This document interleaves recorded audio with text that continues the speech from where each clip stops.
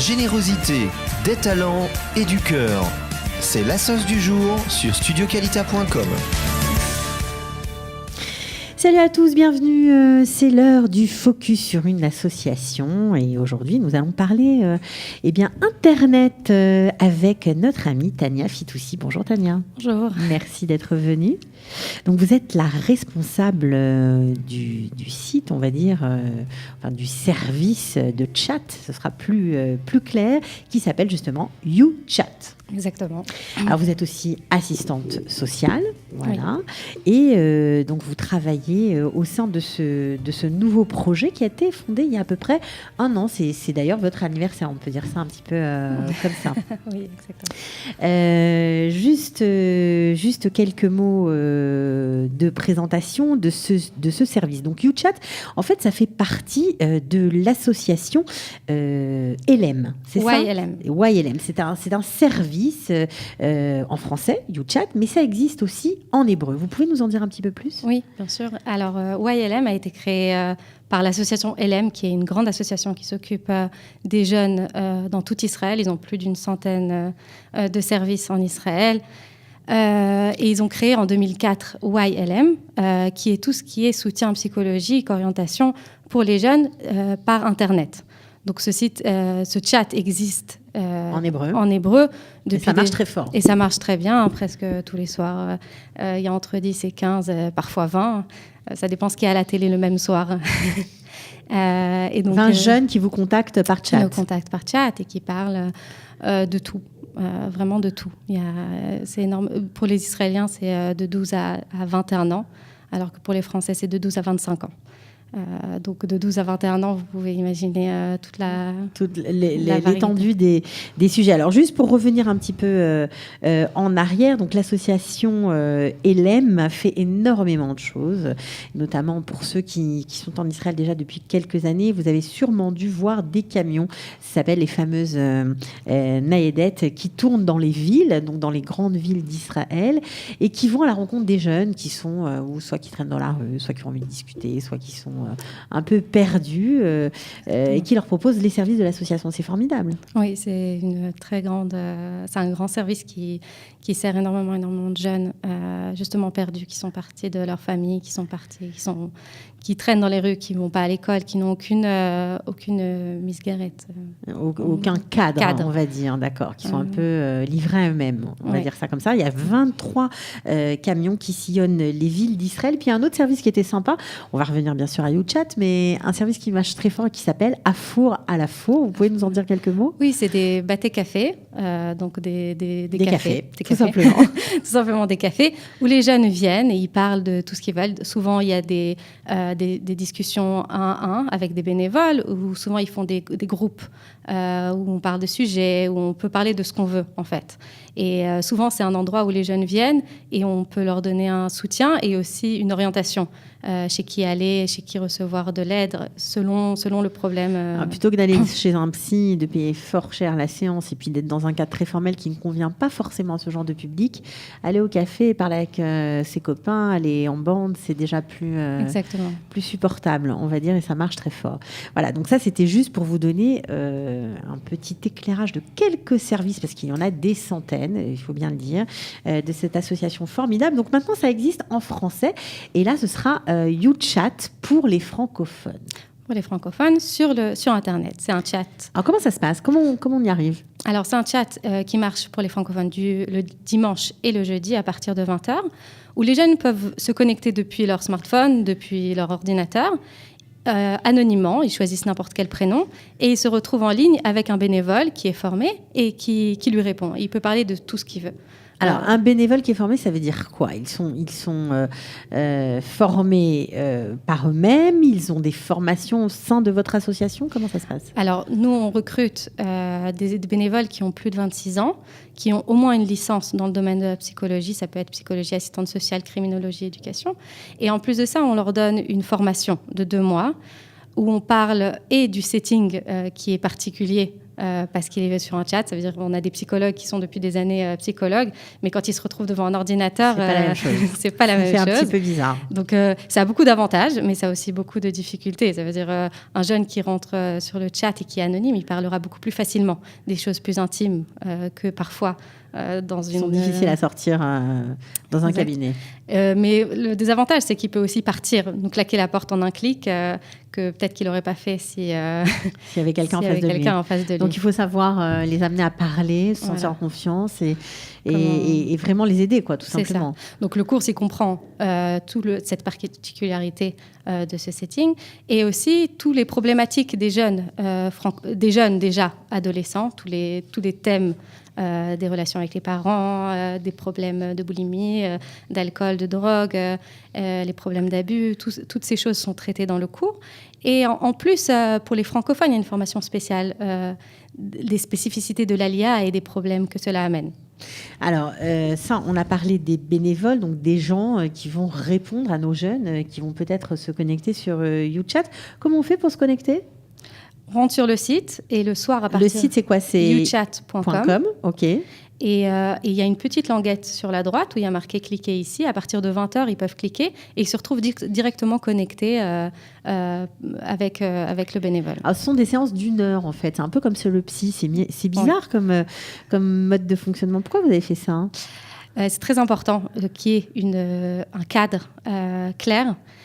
Pour que le jeune sente que, d'abord, ça donne une certaine sécurité, mais en plus, ça permet aux jeunes de parler pendant 7 heures des choses qui sont vraiment importantes. S'il sait que maintenant, pendant 5 heures, il peut parler, alors... il va parler et les choses importantes ne vont pas sortir. Mais là, c'est concentré, donc ça va droit au but. Oui. C'est ça un peu, l'idée. D'accord. Alors, comment vous avez décidé de créer le pendant de ce service qui existe déjà en hébreu, le YouChat en hébreu, YLM, c'est très connu aussi. Pourquoi le faire en français ? On a compris qu'avec l'ALIA, ces 7 dernières années où elle a augmenté, où on comprend que les jeunes sont une population à risque et c'est une population qui a beaucoup, beaucoup, beaucoup de difficultés à trouver de l'aide, à demander de l'aide. Ils se retrouvent sans repère en Israël quand ils viennent à 14 ans. En général, ce n'est pas leur décision de venir en Israël. Ils ont laissé leurs meilleurs amis, ils ont laissé leur repère, leur école. Ils se retrouvent dans une école d'Israéliens. Ils ne connaissent pas la langue et ils ont du mal à s'intégrer. Et ils ne savent pas... Ils dépriment un peu ? Ils dépriment, ils ne le diront pas. Ça dépend des fois. Mais même pour ceux qui ne dépriment pas, parfois, on a besoin de parler. On a besoin de parler, mais on a besoin de quelqu'un qui est là et qui nous écoute. Parce que souvent, les parents, quand ils viennent, ils sont préoccupés par leur propre survie en Israël. Ça veut dire qu'ils doivent trouver une parnassa, ils doivent trouver un appartement, comment se débrouiller, la langue. Souvent, les jeunes me racontent qu'ils deviennent les secrétaires de leurs parents, que c'est eux qui leur remplissent les formulaires. Ça les traumatise ? Je ne sais pas si ça les traumatise. C'est une période difficile en soi. Les rôles sont un peu inversés, en plus. Les rôles sont inversés et ça crée justement des problèmes d'autorité chez les parents et un manque de sécurité chez l'enfant. Parce qu'ils sentent qu'il n'a pas ce cadre sûr et des parents qui savent chez qui se tourner, qui savent gérer. Donc là, c'est un moyen de déverser un peu le trop-plein, peut-être, émotionnel. Donc, il y a 2 groupes, je crois. Il y a les jeunes de 12 à 18 ans et puis un autre groupe de 18 à 25 ans. J'imagine que les problématiques ne sont pas les mêmes. Pour les post-adolescents, si on peut dire ça comme ça, c'est quoi les problèmes ? Alors, il y a tous les problèmes qui sont relatifs à l'adolescence. À 12 ans, c'est les premières règles, c'est les boutons, c'est l'intégration dans des écoles. Des fois, ça peut être des problèmes plus graves. Ça peut être des problèmes de boulimie, d'anorexie, ça peut être des problèmes avec les parents, ça peut être des problèmes d'abus, de violence, parfois des menaces de suicide. Ça, c'est dans toute la tranche d'âge. On trouve des jeunes de 13 ans comme ça, comme des jeunes de 21 ans. Et chez les plus âgés, alors c'est quand ils font leur ALIA à 18 ans, alors ils sont dans un programme d'intégration qui c'est comme une bulle, ils ont tout ce qu'ils veulent. Donc la première année, ils n'ont pas tellement besoin de vos services. Ils n'ont pas tellement besoin. Mais après, ça se corse. La deuxième année en Israël est très difficile, justement parce qu'on descend de notre rêve. Et, de notre high. Et en général, quand ils montent à 18 ans, on est sans la famille. sans les amis, on doit trouver quoi faire. Est-ce qu'on fait l'armée? Est-ce qu'on ne fait pas l'armée? Est-ce qu'on fait des études? Quelles études on fait? Où est-ce qu'on trouve des gens qui nous aident à nous orienter? Et toutes ces questions qui sont à cet âge-là, les problèmes, les peines de cœur, il ne faut pas oublier.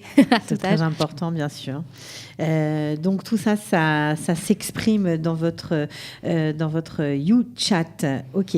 Alors, vous, personnellement, quels sont les projets, puisque vous êtes des responsables de ce service de chat français, les projets pour YouChat à venir? Nous, notre but, c'est de savoir que les jeunes en Israël qui ont besoin sachent qu'on existe et sachent qu'on peut être là et pour tout. C'est-à-dire c'est pas un service que pour les détresses juste avant le suicide. C'est aussi juste pour être là, pour écouter. Ça veut dire pour être là, pour être un témoin de ce qu'ils vivent, les jeunes. Et pour leur permettre d'aller mieux, justement, parce qu'une fois qu'on a parlé, on va forcément tout de suite mieux. Oui, exactement.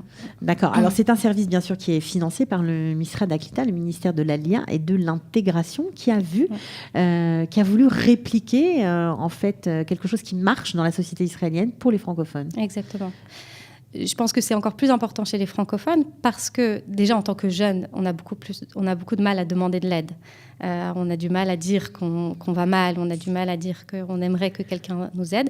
Mais en plus, dans la société francophone, il y a en plus une stigmatisation que j'ai vu ça dans les organisations où j'ai été. J'ai posé la question à chacun. Donc vous avez fait le tour, vous avez fait le tour des grandes villes d'Israël où l'Alia est très nombreuse afin d'affiner, on va dire, votre service de chat en ligne. Et donc, qu'est-ce que vous avez entendu ? Quand je demande, c'est quoi pour vous de demander de l'aide ? Presque la réponse que je retrouve à presque 100% des cas, pour eux, c'est un échec. Pour eux, ça veut dire qu'ils n'arrivent pas tout seuls. Ça veut dire que c'est une honte. Ils disent on attendra d'atteindre le fond du gouffre jusqu'à ce qu'on demande de l'aide. En fait, c'est une grosse erreur. Oui, c'est sûr que c'est une grosse erreur, mais c'est dans la mentalité francophone. C'est ce qu'ils voient de leurs parents, c'est ce qu'ils voient dans leur culture, et c'est un gros problème. Et par le fait que notre site est anonyme, ça leur permet de venir beaucoup plus facilement parce qu'ils n'ont pas justement... Alors justement, on va redonner l'adresse de YouChat. On espère que ça vous aidera si vous êtes en questionnement, vous avez des petits soucis, vous ne savez plus, vous tournez en rond, vous ne savez plus comment prendre les choses. Voilà, peut-être demander de l'aide ou simplement discuter sur YouChat. Alors c'est le site, on fait comment, vous le rappelez ? YouChat, vous rentrez sur YouChat, youtchat.com. Sans E ? Sans E. D'accord. .com, et le soir, vous pouvez aussi écrire un mail. C'est parfois plus facile aussi en mail. Vous recevez une réponse dans les 24 heures. Et tous les soirs, donc le dimanche, pas tous les soirs, le dimanche et le jeudi, à partir de 8 heures, vous pouvez rentrer donc sur 2 fois par semaine. 2 fois par semaine en français, et tous les soirs pour l'hébreu. Combien de bénévoles travaillent derrière leur ordinateur ces 2 soirs par semaine ? À peu près une vingtaine. Une vingtaine. D'accord. Eh bien, écoutez, on vous souhaite bonne chance, Tania Fitoussi, pour votre projet qui, je suis sûre, aidera de nombreux francophones. Voilà, youtchat.com, vous pouvez y aller et puis découvrir ce site, le pendant du site ILM en hébreu. Voilà, merci. Merci beaucoup. À bientôt. À bientôt.